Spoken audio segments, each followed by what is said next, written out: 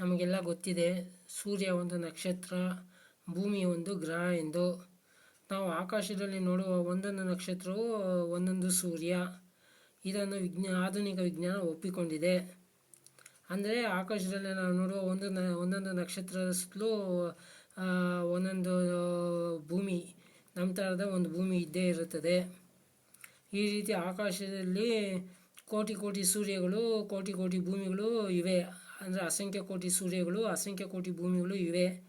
ವಿಜ್ಞಾನಿಗಳು ಆಕಾಶದಲ್ಲಿರುವ 10,000 ಕೋಟಿ ಸೂರ್ಯಗಳು ಆಕಾಶದಲ್ಲಿರುವ 10,000 ಕೋಟಿ ಸೂರ್ಯಗಳ ಮತ್ತು 10,000 ಕೋಟಿ ಭೂಮಿಗಳ ಗುಂಪಿಗೆ ಒಂದು ಗ್ಯಾಲಕ್ಸಿ ಎಂದು ಕರೆಯುತ್ತಾರೆ.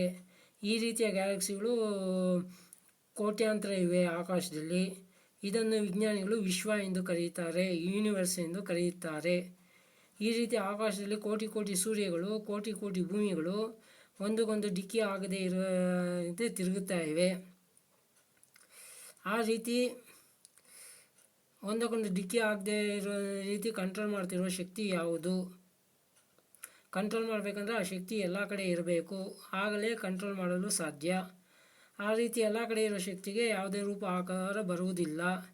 ಇದನ್ನೇ ವೇದಗಳಲ್ಲಿ ದೇವರೆಂಬ ಶಕ್ತಿ ಎಲ್ಲ ಕಡೆ ಇದೆ, ಎಲ್ಲ ಕಡೆ ಇರುವ ಶಕ್ತಿಗೆ ಯಾವುದೇ ರೂಪ ಆಕಾರ ಬರುವುದಿಲ್ಲ, ಸರ್ವವ್ಯಾಪಕ ನಿರಾಕಾರ ಶಕ್ತಿ ಎಂದು ವೇದಗಳಲ್ಲಿ ಹೇಳಿದೆ. ವೇದಗಳು ಎಂದರೆ ಸೃಷ್ಟಿಯ ಆದಿಯಲ್ಲಿ, ವೇದಗಳು ಎಂದರೆ ನಮ್ಮ ಭೂಮಿ ಸೃಷ್ಟಿಯಾಗುವಾಗ, ಅಂದರೆ 196 ಕೋಟಿ ವರ್ಷಗಳ ಹಿಂದೆ ಸರ್ವವ್ಯಾಪಕ ನಿರಾಕಾರ ಶಕ್ತಿಯಾದ ದೇವರಿಂದ 4 ಜನ ವಿದ್ವಾಂಸರ ಮನಸ್ಸುಗಳ ಮುಖಾಂತರ, ಅಂದರೆ 4 ಜನ ಋಷಿಗಳ ಮನಸ್ಸುಗಳ ಮುಖಾಂತರ 20,000 ದಿವ್ಯ ಸಂಸ್ಕೃತ ಮಂತ್ರಗಳ ರೂಪದಲ್ಲಿ ನೀಡಲಾಗಿರುವ ಜ್ಞಾನ ಭಂಡಾರವೇ ವೇದಗಳು. ವೇದಗಳಲ್ಲಿ ಹೇಳಿದೆ, ದೇವರೆಂಬ ಶಕ್ತಿ ಎಲ್ಲ ಕಡೆ ಇದೆ, ಎಲ್ಲ ಕಡೆ ಇರುವ ಶಕ್ತಿಗೆ ಯಾವುದೇ ರೂಪ ಆಕಾರ ಬರುವುದಿಲ್ಲ, ಸರ್ವವ್ಯಾಪಕ ನಿರಾಕಾರ ಶಕ್ತಿ ಎಂದು. ವೇದ ಮಂತ್ರಗಳಲ್ಲಿ ಈಶ್ವರ, ಶಿವ, ವಿಷ್ಣು, ಬ್ರಹ್ಮ ಮೊದಲಾದ ಸಂಸ್ಕೃತ ಪದಗಳು ಬರುತ್ತವೆ. ಈಶ್ವರ ಎಂಬ ಸಂಸ್ಕೃತ ಪದದ ಅರ್ಥ ನಾಯಕ ಎಂದು. ಇಡೀ ಸೃಷ್ಟಿಗೆ ದೇವರೆಂಬ ಶಕ್ತಿ ನಾಯಕ ಆಗಿದೆ. ಆದ್ದರಿಂದ ದೇವರೆಂಬ ಶಕ್ತಿಗೆ ಈಶ್ವರ ಎಂದು ಕರೆಯಲಾಗುತ್ತದೆ. ಈಶ್ವರ ಎಂಬ ಪದಕ್ಕೆ ರೂಪ ಆಕಾರಗಳನ್ನು ಕಲ್ಪನೆ ಮಾಡಿ ಕೈಲಾಸ ಮೊದಲಾದ ಕಥೆಗಳನ್ನು ಕಟ್ಟಿ ಶೈವ ಮತವನ್ನು ಪೌರಾಣಿಕ ಜನರು ಮಹಾಭಾರತ ಯುದ್ಧದ ನಂತರ, ಅಂದರೆ 6,000 ವರ್ಷಗಳ ಹಿಂದೆ ಮಾಡಿದರು. ವಿಷ್ಣು ಪದದ ಅರ್ಥ ಎಲ್ಲ ಕಡೆ ಇರುವುದು ಎಂದು ಅರ್ಥ. ದೇವರೆಂಬ ಶಕ್ತಿ ಎಲ್ಲ ಕಡೆ ಇರುವ ಕಾರಣ ದೇವರೆಂಬ ಶಕ್ತಿಗೆ ವಿಷ್ಣು ಎಂದು ಕರೆಯಲಾಗುತ್ತದೆ. ಈ ವಿಷ್ಣು ಎಂಬ ಪದಕ್ಕೆ ರೂಪ ಆಕಾರಗಳನ್ನು ಕಲ್ಪನೆ ಮಾಡಿ ವೈಕುಂಠ ಮೊದಲಾದ ಕಥೆಗಳನ್ನು ಕಟ್ಟಿ ವೈಷ್ಣವ ಮತವನ್ನು ಪೌರಾಣಿಕ ಜನರು ಮಹಾಭಾರತ ಯುದ್ಧದ ನಂತರ, ಅಂದರೆ 6,000 ವರ್ಷಗಳ ಹಿಂದೆ ಮಾಡಿದರು. ಈ ಶೈವ ವೈಷ್ಣವ ಮತಗಳನ್ನು ಸೇರಿಸಿ ಹಿಂದೂ ಮತ ಎಂದು ಕರೆಯಲಾಯಿತು. ಈ ಹಿಂದೂ ಮತವನ್ನು ನೋಡಿ ಮಿಕ್ಕ ಜನರು ಬುದ್ಧಿಸಂ, ಜೈನಿಸಂ, ಕ್ರಿಶ್ಚಿಯನಿಸಂ, ಮುಸ್ಲಿಮಿಸಂ ಮೊದಲಾದ ಮತಗಳನ್ನು ಮಹಾಭಾರತ ಯುದ್ಧದ ನಂತರ, ಅಂದರೆ 6,000 ವರ್ಷಗಳ ಹಿಂದೆ ಮಾಡಿದರು. ಈ ಎಲ್ಲ ಮತಗಳು ಮಾನವ ನಿರ್ಮಿತ ಆದ ಕಾರಣ ಅಜ್ಞಾನ ಮತ್ತು ಅಪರಿಪೂರ್ಣ ಜ್ಞಾನದಿಂದ ಕೂಡಿದವು ಆಗಿವೆ. ಆದುದರಿಂದ ಅನುಸರಣೆ ಮಾಡಲು ಯೋಗ್ಯವಲ್ಲ. ವೇದಗಳು ಎಂದರೆ ಸೃಷ್ಟಿಯ ಆದಿಯಲ್ಲಿ ಸರ್ವವ್ಯಾಪಕ ನಿರಾಕಾರ ಶಕ್ತಿಯಾದ ದೇವರಿಂದ ಪ್ರಕಟ ಆಗಿರುವ ಜ್ಞಾನ ಭಂಡಾರವೂ ಆಗಿದೆ. ಅದು ದೇವರ ಸಂವಿಧಾನ, ಕಾನೂನಾಗಿದೆ. ಆದ ಕಾರಣ ದೇವರ ಸಂವಿಧಾನವಾದ ವೇದಗಳನ್ನು ಅನುಸರಿಸುವುದೇ ಮಾನವರೆಲ್ಲರ ಧರ್ಮವಾಗಿದೆ. ವೇದಗಳಲ್ಲಿ ಹೇಳಿರುವ ನೀತಿ ನಿಯಮಗಳನ್ನು ಅನುಸರಿಸುವುದೇ ಮಾನವರೆಲ್ಲರ ಧರ್ಮ ಆಗಿದೆ. ವೇದ ಮಂತ್ರಗಳಲ್ಲಿ ಗಣಪತಿ ಎಂಬ ಪದ ಬರುತ್ತದೆ. ಗಣಪತಿ ಎಂದರೆ ಗಣ ಎಂದರೆ ಗುಂಪು ಎಂದು. ಸೃಷ್ಟಿಯಲ್ಲಿ ಪ್ರಾಣಿಗಳ ಗುಂಪು, ಪಕ್ಷಿಗಳ ಗುಂಪು, ಕೀಟಗಳ ಗುಂಪು, ನಕ್ಷತ್ರಗಳ ಗುಂಪು ಇತ್ಯಾದಿ ಗುಂಪುಗಳನ್ನು ನೋಡಬಹುದು. ಈ ಗುಂಪುಗಳನ್ನು ಅಂದರೆ ಗಣಗಳನ್ನು ಸೃಷ್ಟಿ ಮಾಡಿ ನಿಯಂತ್ರಣ ಮಾಡುತ್ತಿರುವ ಕಾರಣ ದೇವರೆಂಬ ಶಕ್ತಿಗೆ ಗಣಪತಿ ಎಂದು ಕರೆಯಲಾಗುತ್ತದೆ. ಶಿವ ಎಂದರೆ ಒಳಿತನ್ನು ಮಾಡುವುದು. ದೇವರೆಂಬ ಶಕ್ತಿ ಎಲ್ಲ ಜೀವಿಗಳಿಗೆ ಒಳಿತನ್ನೇ ಮಾಡುತ್ತದೆ. ಆ ಕಾರಣ ದೇವರೆಂಬ ಶಕ್ತಿಗೆ ಶಿವ ಎಂದು ಕರೆಯಲಾಗುತ್ತದೆ. ಬ್ರಹ್ಮ ಎಂದರೆ ಬೃಹತ್ ಶಕ್ತಿ ಎಂದು ಅರ್ಥ. ದೇವರೆಂಬ ಶಕ್ತಿ ಬೃಹತ್ ಮಹಾನ್ ಶಕ್ತಿಯಾಗಿದೆ. ಆ ಕಾರಣ ದೇವರೆಂಬ ಶಕ್ತಿಗೆ ಬ್ರಹ್ಮ ಎಂದು ಕರೆಯಲಾಗುತ್ತದೆ. ಸರಸ್ವತಿ ಎಂದರೆ ಸರಸ್ ಎಂದರೆ ಜ್ಞಾನ ಎಂದು. ಎಲ್ಲ ಜ್ಞಾನಕ್ಕೂ ದೇವರೆಂಬ ಶಕ್ತಿ ಮೂಲ ಆಗಿದೆ. ಆ ಕಾರಣ ದೇವರೆಂಬ ಶಕ್ತಿಗೆ ಸರಸ್ವತಿ ಎಂದು ಕರೆಯಲಾಗುತ್ತದೆ. ಲಕ್ಷ್ಮಿ ಅಂದರೆ ಐಶ್ವರ್ಯ ಎಂದು ಎಲ್ಲ ರೀತಿಯ ಚಿನ್ನ, ವಜ್ರ ಮೊದಲಾದ ಖನಿಜ ಸಂಪತ್ತು ಮತ್ತು ಇಡೀ ಭೂಮಿಯನ್ನೇ ದೇವರೆಂಬ ಶಕ್ತಿ ಸೃಷ್ಟಿ ಮಾಡಿಕೊಟ್ಟಿದೆ. ಆ ಕಾರಣ ದೇವರೆಂಬ ಶಕ್ತಿಗೆ ಲಕ್ಷ್ಮಿ ಎಂದು ಕರೆಯಲಾಗುತ್ತದೆ. ಈ ಎಲ್ಲ ಪದಗಳಿಗೆ ರೂಪ ಆಕಾರಗಳನ್ನು ಕಲ್ಪನೆ ಮಾಡಿ, ಈ ರೂಪ ಆಕಾರಗಳಿಗೆ ವಿಗ್ರಹಗಳನ್ನು ಮಾಡಿ, ಈ ವಿಗ್ರಹಗಳಿಗೆ ಮಂದಿರಗಳನ್ನು ಮಾಡಿ ಪೌರಾಣಿಕ ಜನರು ತಮ್ಮ ಸ್ವಾರ್ಥ ಸಾಧನೆಗಾಗಿ ಈ ರೀತಿಯ ಮತಗಳನ್ನು ಮಾಡಿ ಜನರಲ್ಲಿ ಅಜ್ಞಾನವನ್ನು ಮಹಾಭಾರತ ಯುದ್ಧದ ನಂತರ ತುಂಬಿದರು. ಆ ಪೌರಾಣಿಕ ಪರಂಪರೆ ಈಗಲೂ ಚಾಲ್ತಿಯಲ್ಲಿದೆ. ಈ ರೀತಿ ಜನರಲ್ಲಿ ಮೌಢ್ಯವನ್ನು ತುಂಬಿ ಪೌರಾಣಿಕ ಜನರು ತಮ್ಮ ಸ್ವಾರ್ಥ ಸಾಧಿಸಿಕೊಳ್ಳುತ್ತಿದ್ದಾರೆ.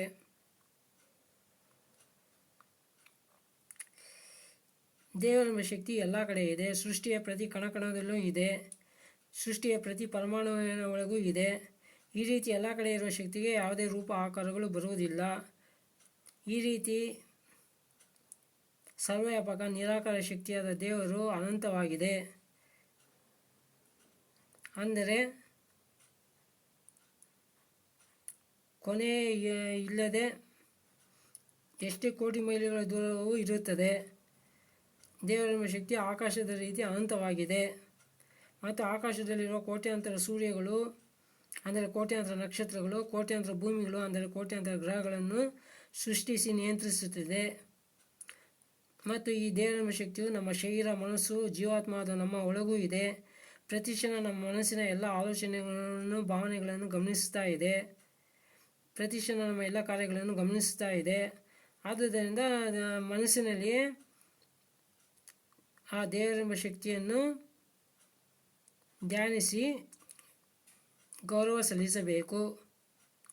ಆ ಕಾರಣ ಪ್ರಾಚೀನ ಕಾಲದಲ್ಲಿ ದೇವರೆಂಬ ಶಕ್ತಿಯನ್ನು ವೇದ ಮಂತ್ರಗಳ ಮೂಲಕ ಧ್ಯಾನಿಸಿ ದೇವರೆಂಬ ಶಕ್ತಿಗೆ ಗೌರವ ಸಲ್ಲಿಸುತ್ತಿದ್ದರು. ಪೂಜೆಯ ಪದದ ಅರ್ಥ ಗೌರವ ಸಲ್ಲಿಸುವಿಕೆ ಎಂದು.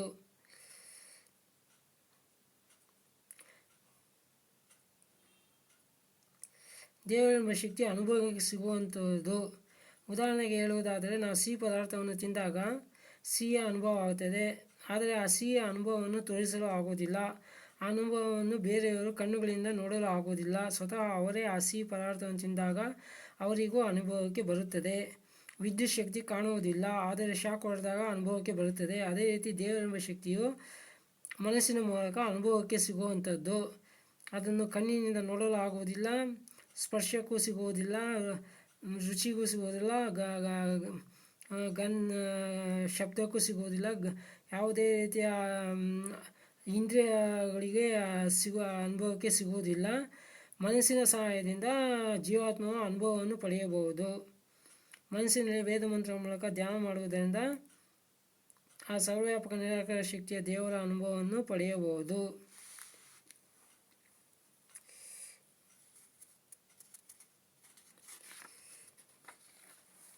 ನಾವು ರಾಜಾಜಿನಗರದಲ್ಲಿ ಇದ್ದರೆ ಜಯನಗರದಲ್ಲಿ ಆಗುತ್ತಿರುವ ಘಟನೆಗಳನ್ನು ನಿಯಂತ್ರಣ ಮಾಡಲು ಆಗುವುದಿಲ್ಲ. ಏಕೆಂದರೆ ನಾವು ಶರೀರ ಆಕಾರಗಳನ್ನು ಹೊಂದಿರುವ ಕಾರಣ ಪರಿಮಿತ ಶಕ್ತಿಯುಳ್ಳವರು ಆಗಿರುತ್ತೇವೆ.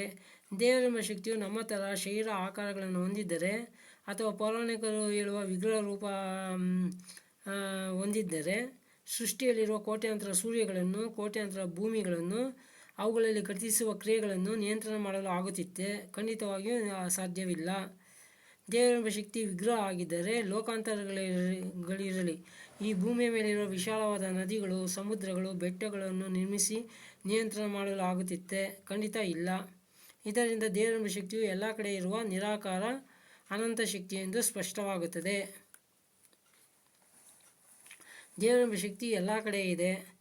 ಸೃಷ್ಟಿಯ ಪ್ರತಿ ಕಣಕಣದಲ್ಲೂ ಇದೆ. ಅಸಂಖ್ಯ ಕೋಟಿ ಮೈಲಿಗಳ ದೂರ ಹೋದರೂ ಅನಂತವಾಗಿ ಎಲ್ಲ ಕಡೆ ಇರುವ ಶಕ್ತಿಗೆ ಯಾವುದೇ ರೂಪ ಆಕಾರ ಬರುವುದಿಲ್ಲ.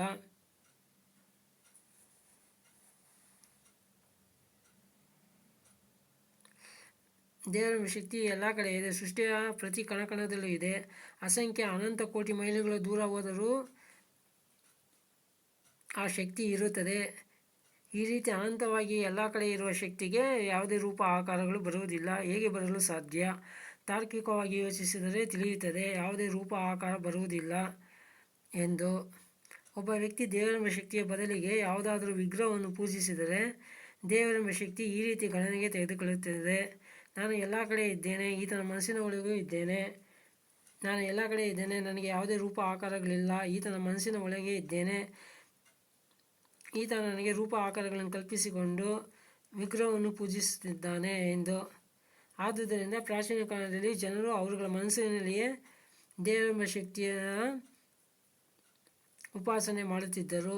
ದೇವರೆಂಬ ಶಕ್ತಿಯಿಂದ ಸೃಷ್ಟಿಯ ಆದಿಯಲ್ಲಿ ಪ್ರಕಟವಾದ ವೇದ ಮಂತ್ರಗಳ ಮೂಲಕ ದೇವರ ಉಪಾಸನೆ ಮಾಡುತ್ತಿದ್ದರು.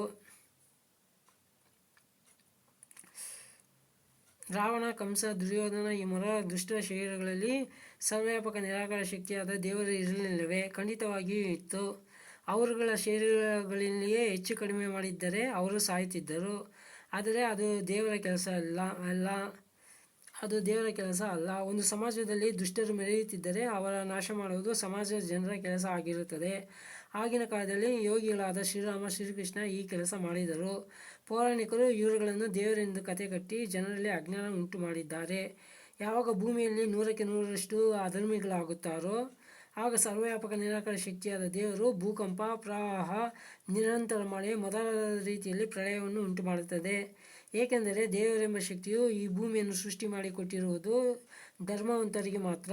ಈಗಲೂ 10% ಧರ್ಮವಂತರು ಈ ಭೂಮಿಯ ಮೇಲೆ ಇರುವುದರಿಂದ ಸರ್ವವ್ಯಾಪಕ ನಿರಾಕಾರ ಶಕ್ತಿಯಾದ ದೇವರು ಪ್ರಳಯವನ್ನು ಮಾಡಿಲ್ಲ.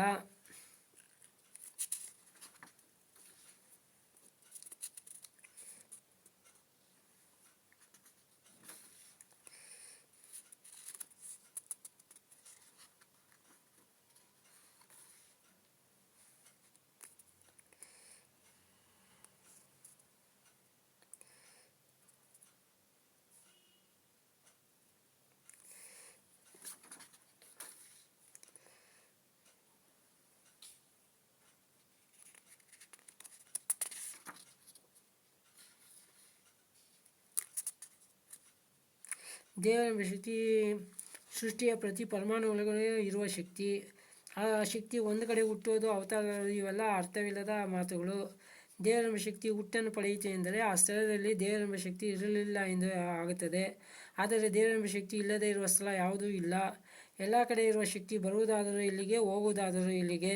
ಇಲ್ಲಿಗೆ ಬಂತು ಅಂದರೆ ಇಲ್ಲಿ ಮೊದಲು ಇರಲಿಲ್ಲವೇ? ಅಲ್ಲಿಗೆ ಹೋಯಿತು ಎಂದರೆ ಅಲ್ಲಿ ಮೊದಲು ಇರಲಿಲ್ಲವೇ ಎಂದು ಕೇಳಬೇಕಾಗುತ್ತದೆ. ಇದರಿಂದ ದೇವರೆಂಬ ಶಕ್ತಿ ಶರೀರವನ್ನು ಪಡೆಯುವುದು, ತ್ಯಜಿಸುವುದು ಅಸಂಭವ ಎಂದು ತಿಳಿಯುತ್ತದೆ. ದೇವರೆಂಬ ಶಕ್ತಿ ಹುಟ್ಟನ್ನು ಪಡೆಯಿತು ಎಂದರೆ ಆ ಸ್ಥಳದಲ್ಲಿ ದೇವರೆಂಬ ಶಕ್ತಿ ಇರಲಿಲ್ಲ ಎಂದು ಹೇಳಬೇಕಾಗುತ್ತದೆ. ಆದರೆ ದೇವರೆಂಬ ಶಕ್ತಿ ಇಲ್ಲದೇ ಇರುವ ಸ್ಥಳ ಯಾವುದೂ ಇಲ್ಲ. ಒಂದು ಕಡೆ ಇದ್ದು ಇನ್ನೊಂದು ಕಡೆ ಇಲ್ಲದಿದ್ದರೆ ಮಾತ್ರ ಹುಟ್ಟು, ಜನ್ಮ ಪಡೆಯಲು ಸಾಧ್ಯ. ದೇವರೆಂಬ ಶಕ್ತಿ ಎಲ್ಲ ಕಡೆ ಇರುವ ಕಾರಣ ಹುಟ್ಟನ್ನು, ಜನ್ಮವನ್ನು ಪಡೆಯಲು ಆಗುವುದಿಲ್ಲ, ಅಸಂಭವ. ಎಲ್ಲ ಕಡೆ ಇರುವ ಅನಂತ ಶಕ್ತಿಯಾದ ದೇವರಿಗೆ ಶರೀರವನ್ನು ಪಡೆಯುವುದು, ತ್ಯಜಿಸುವುದು ಅಸಂಭವ, ಅನ್ವಯ ಆಗುವುದಿಲ್ಲ. ದೇವರೆಂಬ ಶಕ್ತಿಯು ಅವತಾರ ಪಡೆಯುವ ಅವಶ್ಯಕತೆಯೂ ಇಲ್ಲ. ಒಂದು ಸಮಾಜದಲ್ಲಿ ದುಷ್ಟರು ಮೆರೆಯುತ್ತಿದ್ದರೆ ಅವರ ನಾಶ ಮಾಡುವುದು ಸಮಾಜದ ಜನರ ಕೆಲಸ ಆಗಿರುತ್ತದೆ.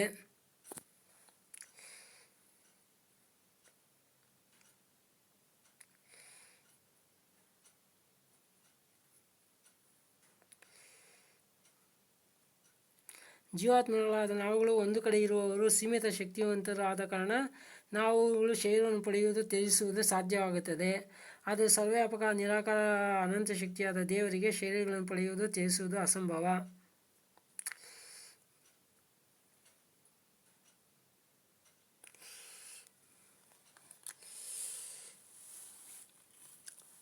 ಈಗ ನಾನು ಪ್ರಾಚೀನ ಕಾಲದಲ್ಲಿ ವೇದ ಮಂತ್ರಗಳ ಮೂಲಕ ಸರ್ವವ್ಯಾಪಕ ನಿರಾಕಾರ ಶಕ್ತಿಯನ್ನು ಧ್ಯಾನಿಸಿ ದೇವರಿಗೆ ಗೌರವವನ್ನು ಸಲ್ಲಿಸುವ ಕ್ರಮವಾದ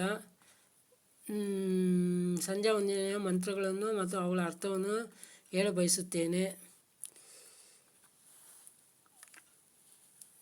ಪ್ರಾಚೀನ ಕಾಲದಲ್ಲಿ ಜನರು ತಮ್ಮ ಮನಸ್ಸಿನ ದೇವರನ್ನು ಎಲ್ಲೂ ಹುಡ್ಕೊಂಡು ಹೋಗಬೇಕಾಗಿಲ್ಲ, ಅದು ನಮ್ಮ ಮನಸ್ಸಿನಲ್ಲೇ ಇರುವ ಕಾರಣ ನಮ್ಮ ಮನಸ್ಸಿನಲ್ಲಿಯೇ ವೇದ ಮಂತ್ರಗಳ ಮೂಲಕ ಧ್ಯಾನ ಮಾಡಿ ಆ ದೇವರೆಂಬ ಶಕ್ತಿಗೆ ಗೌರವ ಸಲ್ಲಿಸುತ್ತಿದ್ದರು. ಪೂಜೆ ಪದದ ಅರ್ಥ ಗೌರವ ಸಲ್ಲಿಸುವಿಕೆ ಎಂದು. ಈಗ ನಾನು ಸಂಜೀವನಿಯ ಮಂತ್ರಗಳನ್ನು ಅವುಗಳ ಅರ್ಥಗಳನ್ನು ಹೇಳ ಬಯಸುತ್ತೇನೆ.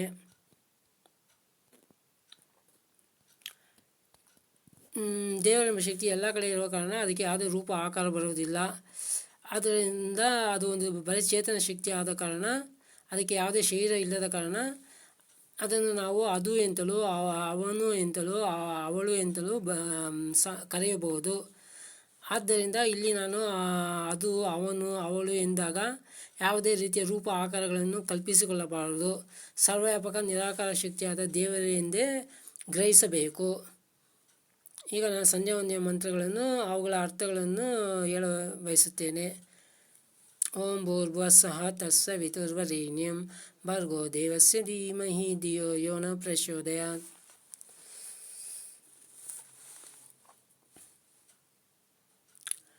ಪರಮಾತ್ಮವು ಪ್ರಾಣಸ್ವರೂಪವು ಸರ್ವ ದುಃಖ ನಿವಾರಕವು ಸುಖಪ್ರದವೂ ಆಗಿದೆ. ಆ ಮಹಾತೇಜಸ್ವಿಯಾದ ಜಗದುತ್ಪಾದಕನ ವರ್ಣೀಯವಾದ ತೇಜಸ್ಸನ್ನು ನಾವು ಧ್ಯಾನಿಸೋಣ. ಆ ಜಗದ್ಪಿತನು ನಮ್ಮ ಬುದ್ಧಿಗಳನ್ನು ಕರ್ಮಗಳನ್ನು ಒಳ್ಳೆಯ ಮಾರ್ಗದಲ್ಲಿ ಪ್ರೇರಿಸಲಿ. ಓಂ ಶನೋ ದೇವಿ ರವಿಷ್ಠೇಯ ಆಪೋ ಭವಂತು ಪೀತಯೇ ಶಯ್ಯೋರವಿಶ್ರವಂತು ನಃ. ಸರ್ವಪ್ರಕಾಶಕವು ಸರ್ವಾನಂದಪ್ರದವು ಸರ್ವವ್ಯಾಪಕವು ಪ್ರಾಪ್ತಿಯೋಗ್ಯವೂ ಆದ ಪರಮಾತ್ಮವು ನಮಗೆ ಅಭಿಷ್ಟ ಪೂರ್ತಿಯನ್ನು ತೃಪ್ತಿಯನ್ನು ಕರುಣಿಸಲಿ. ನಮ್ಮ ಎಲ್ಲ ಕಡೆಗಳಿಂದ ಸುಖದ ಮಳೆಯನ್ನು ಸುರಿಸಲಿ. ಓಂ ವಾಕ್ ವಾಕ್ ನನ್ನ ಮೂಗಿನಲ್ಲಿ, ಓಂ ವಾಕ್ ವಾಕ್ ನನ್ನ ನಾಲಿಗೆಯಲ್ಲಿ ವಾಕ್ ಶಕ್ತಿಯು ರಸನ ಶಕ್ತಿಯು ಬಲಿಷ್ಠವಾಗಲಿ. ಓಂ ಪ್ರಾಣ ಪ್ರಾಣ ನನ್ನ ಮೂಗಿನಲ್ಲಿ ಶ್ವಾಸ ಶಕ್ತಿಯು ಜ್ಞಾನ ಶಕ್ತಿಯು ಬಲಿಷ್ಠವಾಗಲಿ. ಓಂ ಚಕ್ಷು ಚಕ್ಷು ನನ್ನ ಕಣ್ಣುಗಳಲ್ಲಿ ದರ್ಶನ ಶಕ್ತಿ ಬಲಿಷ್ಠವಾಗಲಿ. ಓಂ ಶ್ರೋತ್ರಂ ಶ್ರೋತ್ರ ನನ್ನ ಕಿವಿಗಳಲ್ಲಿ ಶ್ರವಣ ಶಕ್ತಿ ಬಲಿಷ್ಠವಾಗಲಿ.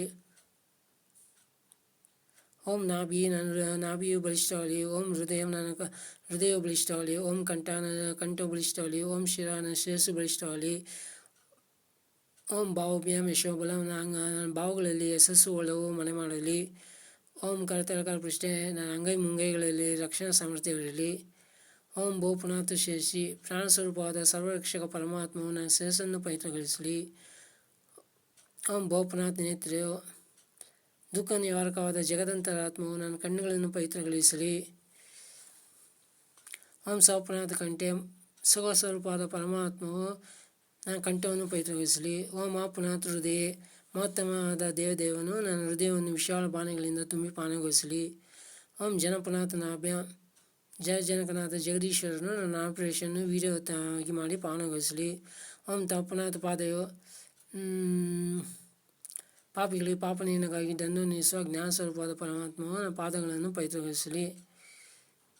ಓಂ ಸತ್ಯಂ ಪುನಾಥ ಪುನಃಶೇಷಿ ಸತ್ಯ ಸ್ವರೂಪವಾದ ಸಚ್ಚಿತ್ತಾನಂದ ಪರಮಪಿತವು ಪುನಃ ನನ್ನ ಮಸ್ತಕದಲ್ಲಿ ಪವಿತ್ರತೆಯನ್ನು ಉಂಟು ಮಾಡಲಿ. ಓಂ ಕಂ ಬ್ರಹ್ಮ ಪುನಾಥ ಸರ್ವತ್ರ ಸರ್ವವ್ಯಾಪಕ ಸರ್ವಾಂತರ್ಯಾಮಿ ಸರ್ವಾನಂದಪ್ರದವಾದ ಪರಮಾತ್ಮವು ನನ್ನ ಸರ್ವಾಂಗಗಳಲ್ಲಿ ಪವಿತ್ರತೆಯನ್ನು ಉಂಟು ಮಾಡಲಿ. ಓಂ ಭೂ ಪರಮಾತ್ಮವು ಪ್ರಾಣಸ್ವರೂಪವಾಗಿದೆ. ಓಂ ಭೋಹ ಪರಮಾತ್ಮವು ದುಃಖ ನಿವಾರಕವೂ ಆಗಿದೆ. ಓಂ ಸ ಪರಮಾತ್ಮ ಸುಖ ಸ್ವರೂಪವೂ ಆಗಿದೆ. ಓಂ ಮಹಾ ಪರಮಾತ್ಮವು ಮಹಾನ್ ಆಗಿದೆ. ಓಂ ಜನಃ ಪರಮಾತ್ಮವು ನಮ್ಮ ಶರೀರಗಳನ್ನು ರಕ್ಷಿಸುವುದಾಗಿದೆ. ಓಂ ತಪ ಪರಮಾತ್ಮ ಪಾಪಿಗಳಿಗೆ ಪಾಪನೆಗಾಗಿ ಶಿಕ್ಷೆಯನ್ನು ನೀಡುವುದಾಗಿದೆ.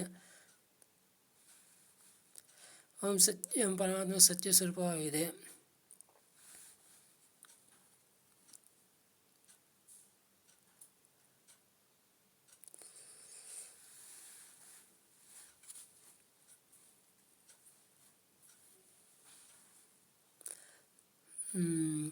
ಓಂ ಋತಂಚ ಸತ್ಯಂಚ ವಿದ್ದ ತಪಸ್ಸೋದ್ಯ ಜಾಯತ ತಥೋ ರಾತ್ರಿ ಜಾಯತ ತತ್ಸಮುದ್ರಾರ್ಣವಃ.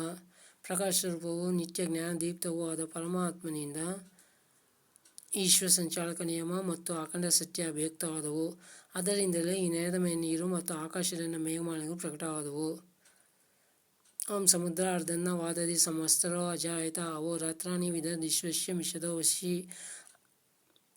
ಅನಂತರ ವಿಶ್ವ ನೇಮಕವಾದ ಅದೇ ಜಗತ್ಪತಿಯ ಸಾಮರ್ಥ್ಯದಿಂದ ಈ ವರ್ಷ ಹಗಲು ರಾತ್ರಿ ಈ ಮೊದಲಾದವುಗಳ ಗಣನೆಗೆ ಸಾಧನವಾದ ಚಲನಶಕ್ತಿಯು ಉದ್ಭವಿಸಿತು. ಓಂ ಸೂರ್ಯಚಂದ್ರ ಮಸೋದಾತ ಯಥಾ ಪೂರ್ವಮಕಲ್ಪಯತ ದಿವಂಚ ಪೃಥ್ವೀಂಚ ಅಂತರಿಕ್ಷ ಮತೋ ಸ್ವಹ. ಸೂರ್ಯಚಂದ್ರ ಧಾರಕವಾದ ಪರಮಾತ್ಮವು ತನ್ನ ಆನಂದದಿಂದ ನಿತ್ಯವಾದ ವೇದಜ್ಞಾನಕ್ಕೆ ಅನುಸಾರವಾಗಿ ಪೂರ್ವಕಲ್ಪದಲ್ಲಿ ಇದ್ದಂತೆ ಅಂದರೆ ಪೂರ್ವ ಸೃಷ್ಟಿಯಲ್ಲಿ ಇದ್ದಂತೆಯೇ ದ್ಯುಲೋಕವನ್ನು, ಪೃಥ್ವಿಯನ್ನು, ಅಂತರಿಕ್ಷವನ್ನು ಮತ್ತು ನಿತ್ಯಾನಂದದ ಅವಕಾಶವನ್ನು ಕಲ್ಪಿಸಿತು. ಓಂ ಶನೋ ದೇವಿರಭಿಷ್ಟಯ ಆಪೋ ಭವಂತು ಪೀತಯೇ ಶಯೋರಭಿಶ್ರವಂತು ನಃ.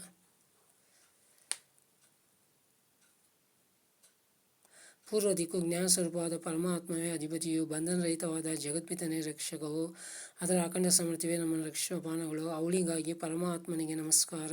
ಅಧಿಪತಿಗಳಾದ ಅವಳಿಗಾಗಿ ಪರಮಾತ್ಮನಿಗೆ ನಮಸ್ಕಾರ. ಈ ಬಾಣಗಳಿಗೆ ನಮ್ಮ ಗೌರವ ಸಲ್ಲಲಿ.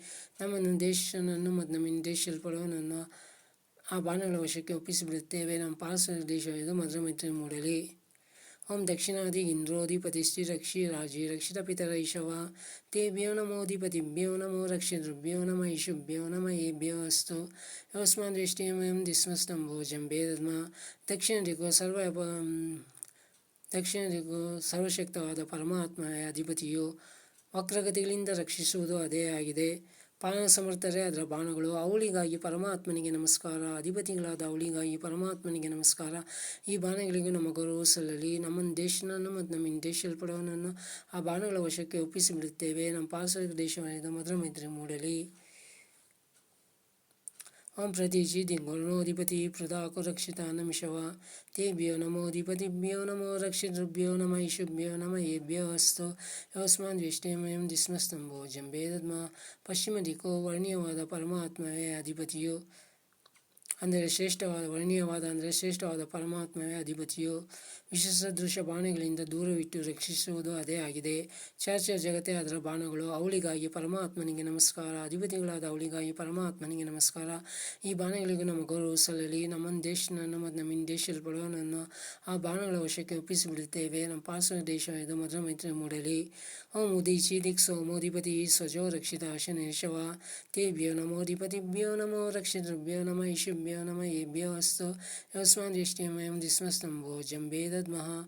ಉತ್ತರ ದಿಕ್ಕು ಶಾಂತರೂಪವಾದ ಜಗದ್ಭಿತನೇ ಅಧಿಪತಿಯು, ಅನಾದಿಯಾದ ಅದುವೇ ರಕ್ಷಕವು, ವಿದ್ಯುತ್ತಿನಂತಹ ಅದರ ಸಾಮರ್ಥ್ಯವೇ ಬಾಣಗಳು. ಅವಳಿಗಾಗಿ ಪರಮಾತ್ಮನಿಗೆ ನಮಸ್ಕಾರ. ಅಧಿಪತಿಗಳಾದ ಅವಳಿಗಾಗಿ ಪರಮಾತ್ಮನಿಗೆ ನಮಸ್ಕಾರ.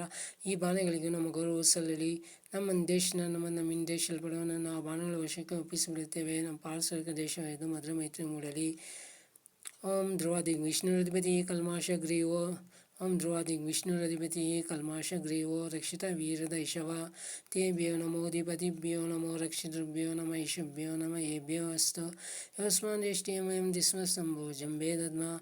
ನೇರದ ಕಡೆಯ ದಿಕ್ಕು ಸರ್ವವ್ಯಾಪಕನಾದ ಪರಮಾತ್ಮನೇ ಅಧಿಪತಿಯು. ಹಸಿರು ಪರಿಪಕ್ಷಗಳನ್ನು ಆಕಂಡ ಪೂರ್ಣವಾಗಿ ದಯಪಾಲಿಸಿ ರಕ್ಷಿಸುವುದು ಅದೇ. ಬಳ್ಳಿಗಳೇ ಅದರ ಬಾಣಗಳು. ಅವಳಿಗಾಗಿ ಪರಮಾತ್ಮನಿಗೆ ನಮಸ್ಕಾರ. ಅಧಿಪತಿಗಳಾದ ಅವಳಿಗಾಗಿ ಪರಮಾತ್ಮನಿಗೆ ನಮಸ್ಕಾರ. ಈ ಬಾಣಗಳಿಗೂ ನಮ್ಮ ಗೌರವ ಸಲ್ಲಲಿ.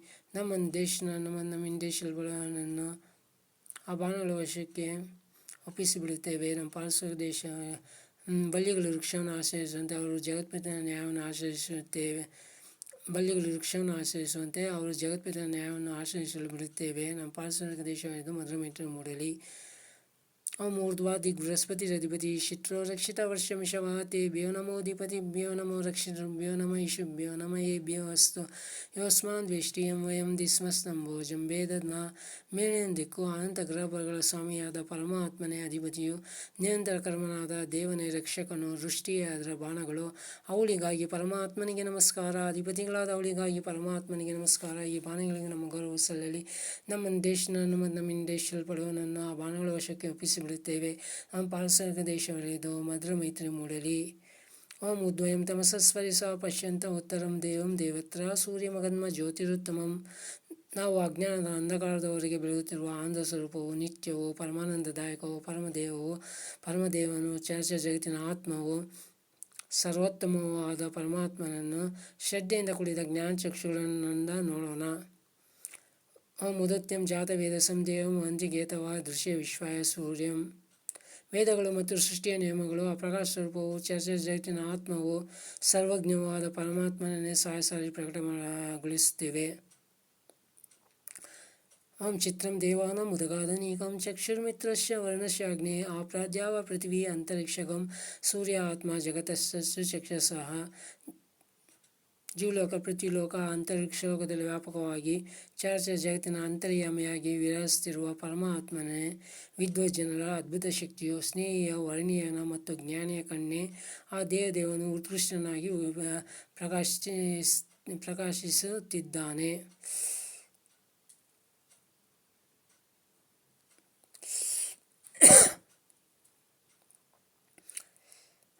ಓಂ ತಕ್ಷಶ್ರೀದೇವೈತಂ ಪುರಸ್ತಾಚಕ್ರಮಶ್ಚ ಪಶ್ಯೇಮ ಶತಶತಂ ಜೀವೇಮ ಶತಶತ ಶೃಣುಯಾಮ ಶತಶತಂ ಪ್ರಭ್ರಾಮ ಶತಶತಮಧೀನ ಶ್ಯಾಮ ಶತಶತಂ ಭವಿಷ್ಯ ಶತಶತ. ಜಗತ್ತಿನ ಸಮಸ್ತ ಜ್ಞಾನಿಗಳಿಗೆ ಹಿತಕರನಾದ ಪರಮಾತ್ಮವು ಸರ್ವದರ್ಶಿಯೂ ಅನಾದಿಯೂ ನಿತ್ಯ ಪರಿಶುದ್ಧವೂ ಆಗಿದೆ. ದಯಾಮಯನ ಅಪರಮಹಿಮೆಯಿಂದ 100 ವರ್ಷಗಳ ಕಾಲ ನೋಡೋಣ, 100 ವರ್ಷಗಳ ಕಾಲ ಕೇಳೋಣ, 100 ವರ್ಷಗಳ ಮಾತನಾಡೋಣ, 100 ವರ್ಷಗಳ ಸ್ವತಂತ್ರರಾಗಿ ಜೀವಿಸೋಣ. ಆ ದಯಾಮಯನ ಅಪರಮಹಿಮೆಯಿಂದ 100 ವರ್ಷಕ್ಕಿಂತ ಹೆಚ್ಚು ಕಾಲ ಕೂಡ ಜೀವಿಸೋಣ. ಓಂ ಭೂರ್ಭುವಸ್ಸಃ ತತ್ಸವಿತುರ್ವರೆಣ್ಯಂ ಭರ್ಗೋ ದೇವಸ್ಯ ಧೀಮಹಿ ಧಿಯೋ ಯೋ ನಃ ಪ್ರಚೋದಯಾತ್. ಪರಮಾತ್ಮ ಪ್ರಾಣಸ್ವರೂಪವು ಸರ್ವ ದುಃಖ ನಿವಾರಕವು ಸುಖಪ್ರದವೂ ಆಗಿದೆ. ಆ ಮಾತೆ ಯಶಸ್ವಿಯಾದ ಜಗದುತ್ಪಾದಕನ ವರ್ಣೀಯವಾದ ತೇಜಸ್ಸನ್ನು ನಾವು ಧ್ಯಾನಿಸೋಣ. ಆ ಜಗದ್ಪಿತ ನಮ್ಮ ಬುದ್ಧಿಗಳನ್ನು, ಕರ್ಮಗಳನ್ನು ಒಳ್ಳೆ ಮಾಡದೆ ಪ್ರೇರಿಸಲಿ.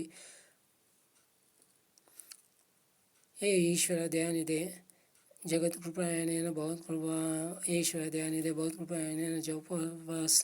ಹೇ ಈಶ್ವರ ದಯಾನಿಧೆ ಭಗವತ್ ಕೃಪಾಯನೇನ ಜಪೋಪವಾಸನಾದಿ ಕರ್ಮಣ ಧರ್ಮಾರ್ಥ ಕಾಮ ಮೋಕ್ಷಾನಾಂ ಸದ್ಯ ಸಿದ್ಧಿರ್ಭಯನ.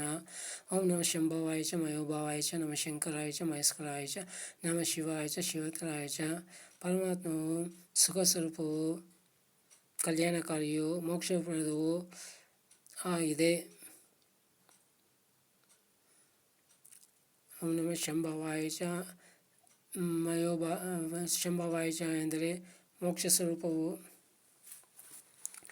ಮಯೋಭಾವಾಯ ಚ ಸುಖ ಸ್ವರೂಪವು, ಶಂಕರಾಯ ಚ ಕಲ್ಯಾಣಕಾರಿಯು, ಮಹೇಶ್ವರಾಯ ಚ ಮೋಕ್ಷಪ್ರದವು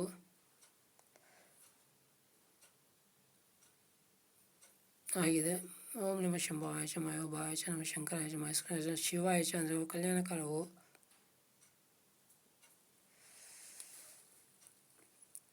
ಆಗಿದೆ. ಓಂ ವಿಶ್ವಾನಿ ದೇವ ಸವಿತರ್ದುರಿತಾನಿ ಪರಾಸುವ ಯದ್ಭಾತ್. ಓಂ ವಿಶ್ವಾನಿ ದೇವ ಸವಿತರ್ದುರಿತಾನಿ ಪರಾಸುವ ಯದ್ಭದ್ರಂತನ್ನ ಆಸುವ. ಹೇ ಸಕಲ ಜಗದ್ ಉತ್ಪಾದಕ, ಹೇ ಪರಮ ಕೃಪಾಳು, ಹೇ ಅನಂತ ವಿದ್ಯಾ, ಹೇ ಆನಂದಮಯ ದೇವ, ನಮ್ಮ ಸಮಸ್ತ ದೋಷಗಳನ್ನು ದೂರ ಮಾಡಿ ಮಂಗಳಮಯ ಗುಣಕರ್ಮ ಸ್ವಭಾವವನ್ನು ಅನುಗ್ರಹಿಸು. ಓಂ ಹಿರಣ್ಯಗರ್ಭ ಸಮವರ್ತತಾಗ್ರೆ ಭೂತಸ್ಯ ಜಾತ ಪತ್ರಿಕ ಆಸಿ ಸಾಧಾರ ಪ್ರತಿಂ ಜಾಮುದೇಮಾಂ ಕಸ್ಮೈ ದೇವಾಯ ವಿಷಯ ದೇಮ. ಓ ಅನಂತ ಜ್ಯೋತಿರ್ಮಯ ದೇವ, ನಿನ್ನ ತೇಜಸ್ಸಿನಿಂದಲೇ ಸೂರ್ಯಚಂದ್ರ ಮೊದಲಾದ ಅಸಂಖ್ಯ ನಕ್ಷತ್ರ ಗ್ರಹಮಂಡಲಗಳು ಬೆಳಗುತ್ತಿವೆ. ಸೃಷ್ಟಿಗೆ ಮೊದಲು ಪ್ರಕೃತಿಯು ಅವ್ಯಕ್ತವಾಗಿದ್ದಾಗ, ಜೀವರು ಪ್ರಸುಪ್ತರಾಗಿದ್ದಾಗ ನೀನೊಬ್ಬನೇ ಜಾಗೃತನಾಗಿದ್ದೆ. ನೀನೇ ಈಶ್ವರ ಬ್ರಹ್ಮಾಂಡದ ಏಕಮಾತ್ರ ಪ್ರಭು. ಪೃಥ್ವಿ, ಸೂರ್ಯ ಮೊದಲಾದ ಲೋಕಾಂತರಗಳನ್ನು ಸೃಷ್ಟಿ ಮಾಡಿ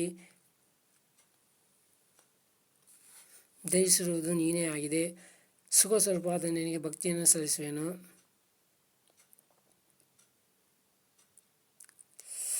ಓಂ ಯಾ ಆತ್ಮದ ಬಲದ ಯಶೇಶ್ವ ಉಪಾಸತೆ ಪ್ರಶ್ಯಂ ಯಶ ದೇವ ಯಶ ಛಾಯಾ ಮೃತಂ ಯಶ ಮೃತ್ಯು ಕಸ್ಮೈ ದೇವಾಯ ವಿಷಯ ದೇವ. ಓ ಸತ್ಯಜ್ಞಾನದಾತ ಪ್ರಭು, ನಿನ್ನ ದಯೆಯಿಂದಲೇ ಮಾನವರಿಗೆ ಆತ್ಮಪ್ರಭು ಲಭಿಸುವುದು. ಅನಾದಿ ಕಾಲದಿಂದ ಜಗತ್ತಿನ ಎಲ್ಲ ಜ್ಞಾನಿಗಳ ಏಕಮಾತ್ರ ಉಪಾಸ ದೇವನು ನೀನೇ ಆಗಿರುವೆ. ಈಶ್ವರ ಸಾಮ್ರಾಟ್, ನಿನ್ನ ಶಾಸನವು ಸರ್ವಪರಿಮಾಣ್ಯವೆಂದು ವಿದ್ವಾಂಸರು ಸಾತಿರುವರು. ನಿನ್ನ ಆಶಯವು ಅಮೃತತ್ವದ ಸಾಧನ. ನಿನ್ನನ್ನು ಆಶ್ರಯಿಸಿದ ಮಾನವರು ಮರಳಿ ಮೃತ್ಯುಗೆ ತುತ್ತಾಗುವರು. ಆನಂದ ಸ್ವರೂಪವಾದ ನಿನಗೆ ಭಕ್ತಿಯನ್ನು ಸಲ್ಲಿಸುವೆನು. ಓಂ ಯಾ ಪ್ರಾಣತ ನಿಮಿಷತ ಮೈತ್ವೈಕ ಇದ್ರಾಜ ಜಗತೋ ಬಭುವ ಯಾ ಈಶೇ ಅಸ್ಯ ದ್ವಿಪದಶ್ಯ ದುಷ್ಪದ ಕಸ್ಮೈ ದೇವಾಯ ವಿಷಯ ದೇಮ. ಹೇ ಮಹಾರಾಜಾಧಿರಾಜ ಪರಮೇಶ್ವರ, ಈ ಚರಾಚರ ವಿಶ್ವವನ್ನು ನಿರ್ಮಿಸಿ ಒಳಗೆ ಹೊರಗೆ ಎಲ್ಲೆಲ್ಲಿಯೂ ತಾನಾಗಿ ವಿರಾಜಿಸುತ್ತಿರುವ ಆನಂದಮಯನು ನೀನು.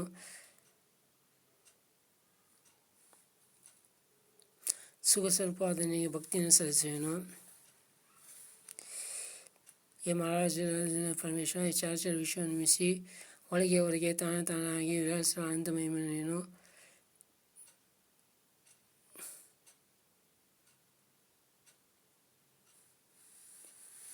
ಸುಖ ಸ್ವರೂಪ ನಿನಗೆ ಭಕ್ತಿಯನ್ನು ಸಲ್ಲಿಸುವೆನು. ಓಂ ಏನ ದೇವರುಗ್ರ ಪೃಥ್ವೀ ಚ ದೃಢ ಏನ ಸಹಸ್ತಪಿತಂ ಏನ ನಾಕಃ ಯೋ ಅಂತರಿಕ್ಷದ ರಸವಿಮಾನ ಕಸ್ಮೈ ದೇವಾಯ ಈಶ್ವರ್ಯಾಧೀಶ ಪೃಥ್ವಿ ಮತ್ತು ದ್ಯುಲೋಕಗೊಂಡಿರುವ ಸಮಸ್ತ ಬ್ರಹ್ಮಾಂಡವು ನಿನ್ನೊಬ್ಬನ ಶಾಸನಕ್ಕೆ ಒಳಪಟ್ಟಿರುವುದು. ನೀನೇ ಆನಂದದಾಯಕವಾದ ಅಮೃತತ್ವದ ಆಧಾರ. ಹೇ ಜೀವ ನೇಮಕ, ನಿನ್ನ ಪ್ರೇರಣೆಯಿಂದಲೇ ಆಕಾಶದಲ್ಲಿ ಪಕ್ಷಿಗಳಂತೆ ವಿಮಾನಗಳಂತೆ ಅಸಂಖ್ಯ ಲೋಕಾಂತರಗಳು ನಿಯಮಪೂರ್ವಕವಾಗಿ ಸುತ್ತುತ್ತಿರುವವು. ಆನಂದ ಸ್ವರೂಪವಾದ ನಿನಗೆ ಭಕ್ತಿಯನ್ನು ಸಲ್ಲಿಸುವೆನು. ಓಂ ಪ್ರಜಾಪತಿಯೇನ ತ್ವರೇತಾನೇನ್ಯೋ ವಿಶ್ವಜಾತಾನಿ ಪರಿತಾಪಭುವ ಯತ್ಕಾಮಾಸ್ತೆ ಜೂಮಸ್ತನ್ನೋ ಅಸ್ತೋ ಎಂ ಶ್ಯಾಮಪದರೈನ. ವಿಶ್ವಪಾಲಕ ಪ್ರಭು, ಜಗತ್ತಿನ ಎಲ್ಲ ಚೇತನಗಳ ಉನ್ನತಿಯನ್ನು ಕ್ರಮಿಸಿ ಸರ್ವಶ್ರೇಷ್ಠ ಉಪಾಸ್ಯ ದೇವನಾಗಿ ಬೆಳಗುತ್ತಿರುವ ಅನಂತ ಸಾಮರ್ಥ್ಯವು ನಿನಗೊಬ್ಬನಿಗಲ್ಲದೆ ಮತ್ತಾರಿಗೂ ಇಲ್ಲ. ನಿನ್ನ ಉಪಾಸನೆಯಿಂದ ನಮ್ಮ ಮನೋರಥಗಳು ಸಿದ್ಧಿಸಲಿ.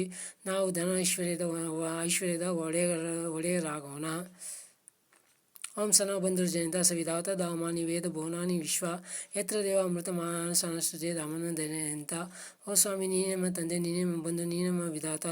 ಓ ಸ್ವಾಮಿ, ನೀನು ವಿಶ್ವ ಬ್ರಹ್ಮಾಂಡದಲ್ಲಿ ನೀನಿಲ್ಲದ, ನೀನು ಅರಿಯದ ಎಡೆ ಇಲ್ಲ. ಮೃತ್ಯು ಚಕ್ರದಿಂದ ಪಾರಾದ ಜ್ಞಾನಿಗಳು ನಿನ್ನಲ್ಲಿಯ ಮೋಕ್ಷಾನಂದವನ್ನು ಅನುಭವಿಸುತ್ತಾ ಸ್ವತಂತ್ರರಾಗಿ ಸಂಚರಿಸುವರು. ಹೇ ದೇವ, ನಮ್ಮ ಭಕ್ತಿಯನ್ನು ಸ್ವೀಕರಿಸು. ಮೃತ್ಯು ಚಕ್ರದಿಂದ ಪಾರಾದ ಜ್ಞಾನಿಗಳು ನಿನ್ನೆಲೆ ಮೋಕ್ಷವನ್ನು ಅನುಭವಿಸುತ್ತಾ ಸ್ವತಂತ್ರ ಸಂಚರಿಸುವರು. ದೇವ ನಮ್ಮ ಭಕ್ತಿಯನ್ನು ಸ್ವೀಕರಿಸು. ಆನಂದ ಸ್ವರೂಪವಾದ ದೇವ ನಮ್ಮ ಭಕ್ತಿಯನ್ನು ಸ್ವೀಕರಿಸು. ಓಂ ಅಗ್ನೇನಯ ಸುಪತಾರಾಯೇ ಅಸ್ಮಾನ್ ವಿಶ್ವಾನಿ ದೇವೋ ವೈನಾನಿ ವಿದ್ವಾನ್ ಯೋ ಜಸ್ಮ ಜೋರಾಣಮೇನೋ ಭೂಯಿಷ್ಠಾಂ ತೇ ನಮ ಮುಕ್ತಿಮಿದೇಮ. ಓ ಪರಮ ತೇಜಸ್ವಿ ಸರ್ವಜ್ಞ ಆದಿಗುರು, ನೀನು ಎಲ್ಲ ಸತ್ಯ ವಿದ್ಯೆಗಳ ಕೇಂದ್ರ. ವಿದ್ಯೆ, ವಿಜ್ಞಾನ ಮೊದಲಾದ ಐಶ್ವರ್ಯ ಲಭಿಸುವಂತೆ ನಮ್ಮನ್ನು ಧರ್ಮ ಮಾರ್ಗದಲ್ಲಿ ಕರೆದೊಯ್ಯೋ. ಕುಟಿಲತನದ ಪಾಪಗಳಿಂದ ನಮ್ಮನ್ನು ಪಾಲು ಮಾಡಿ ಕಲ್ಯಾಣ ಮಾರ್ಗದಲ್ಲಿ ನಡೆಸು. ಓ ಸರ್ವಂತರ್ಯಾಮಿ, ಭಕ್ತಿಯಿಂದ ನಿನ್ನನ್ನು ಕೊಂಡಾಡುತ್ತಾ ಬಾಳುವ ಸಾಮರ್ಥ್ಯವನ್ನು ಅನುಗ್ರಹಿಸು. ಓಂ ಅಗ್ನೇ ರಥಪತೆ ರಥಂ ಚರಿಷ್ಯಾಮಿ ತಚ್ಚಗೇಯಂ ತನ್ಮೇ ರಾಜತಾಮಿದಮನ್ರುತ ಸತ್ಯಂ ವೈಮಿ. ಅಸತೋಮ ಸದ್ಗಮಯ ತಮಸೋಮ ಜ್ಯೋತಿರ್ಗಮಯ ಮೃತ್ಯುರ್ಮ ಅಮೃತಂಗಮಯ. ಓ ಸ್ವಾಮಿ, ನನ್ನನ್ನು ಅಸತ್ಯದಿಂದ ಸತ್ಯದ ಕಡೆಗೆ ನಡೆಸು. ತಮಸೋಮ ಜ್ಯೋತಿರ್ಗಮಯ, ಅಜ್ಞಾನದಿಂದ ಜ್ಞಾನವೆಂಬ ಪ್ರಕಾಶದ ಕಡೆ ಕರೆದೊಯ್ಯೋ. ಮೃತ್ಯುರ್ಮ ಅಮೃತಂಗಮಯ, ಅಜ್ಞಾನ ಎಂಬ ಮೃತ್ಯುವಿನಿಂದ ಜ್ಞಾನವೆಂಬ ಅಮೃತತ್ವದ ಕಡೆಗೆ ಕರೆದೊಯ್ಯೋ. ಓಂ ಅಗ್ನೇನಯ ಸುಪ್ತಾರಾಯೇ ಅಸ್ಮಾನ್ ವಿಶ್ವಾನಿ ದೇವೋ ವೈನಾನಿ ವಿದ್ವಾನ್ ಯೋ ಜಸ್ಮ ಜೋರಾಣಮೇನೋ ಭೂಯಿಷ್ಠಾಂ ತೇ ನಮ ಮುಕ್ತಿಮಿದೇಮ. ಓ ಪರಮ ತೇಜಸ್ವಿ ಸರ್ವಜ್ಞ ಆದಿಗುರು, ನೀನು ಎಲ್ಲ ಸತ್ಯ ವಿದ್ಯೆಗಳ ಕೇಂದ್ರ. ವಿದ್ಯೆ, ವಿಜ್ಞಾನ ಮೊದಲಾದ ಐಶ್ವರ್ಯ ಲಭಿಸುವಂತೆ ನಮ್ಮನ್ನು ಧರ್ಮ ಮಾರ್ಗದಲ್ಲಿ ಕರೆದೊಯ್ಯೋ. ಕುಟಿಲದ ಪಾಪಗಳಿಂದ ನಮ್ಮನ್ನು ಪಾಲು ಮಾಡಿ ಕಲ್ಯಾಣ ಮಾರ್ಗದಲ್ಲಿ ನಡೆಸು. ಓ ಸರ್ವಂತರ್ಯಾಮಿ, ಭಕ್ತಿಯಿಂದ ನಿನ್ನನ್ನು ಕೊಂಡಾಡುತ್ತಾ ಬಾಳುವ ಸಾಮರ್ಥ್ಯವನ್ನು ಅನುಗ್ರಹಿಸು.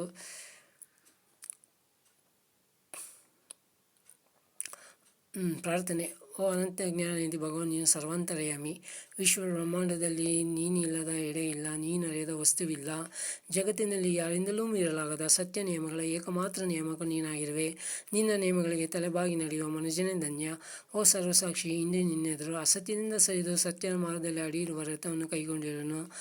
ಮಾರ್ಗವು ದುರ್ಗಮ ಎಂದು ನಿನ್ನ ದಯೆಯಲ್ಲಿದೆ, ಸಿದ್ಧಿಸದೆಂದು ನಿನ್ನ ಅರಿತ ಧೀರರು ಸಾರುತ್ತಿರುವರು.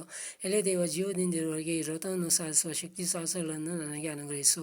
ನೀನು ಸತ್ಯ ನೆರವೇಡು ಬೆಳಕಿನ ಬೆಳಕು, ಅಮೃತತ್ವದ ಪ್ರಭು. ಓ ಸ್ವಾಮಿ, ಕಟ್ಟುವುದ ಇಂದ್ರಿಯಗಳು ಅಸತ್ಯದ ಕಡೆಗೆ, ಅಂಧಕಾರದ ಕಡೆಗೆ, ಮೃತ್ಯುವಿನ ಕಡೆಗೆ ನನ್ನನ್ನು ಸೆಳೆದೊಯ್ಯುತ್ತಿರುವವು. ಓ ಕರುಣಾದ ತಂದೆ, ನೀನನ್ನು ಕೈ ಹಿಡಿದು ಸತ್ಯ ಕಡೆಗೆ, ಬೆಳಕಿನ ಕಡೆಗೆ ಅಂದರೆ ಜ್ಞಾನದ ಕಡೆಗೆ, ಅಮೃತತ್ವದ ಕಡೆಗೆ ಕರೆದೊಯ್ಯೋ. ಓ ಪರಮ ತೇಜಸ್ವಿ ಸರ್ವಜ್ಞ ಆದಿಗುರು, ನಮಗೆ ಜ್ಞಾನವನ್ನು ದಯಪಾಲಿಸು. ಕುಟಿಲತನದ ಪಾಪಗಳಿಂದ ನಮ್ಮನ್ನು ಪಾಲು ಮಾಡಿ ಕಲ್ಯಾಣ ಮಾರ್ಗದಲ್ಲಿ ನಡೆಸು. ಈ ವಿಶ್ವ ಪೂಜ್ಯ, ನಿನಗೆ ಅನೇಕ ವಂದನೆಗಳು.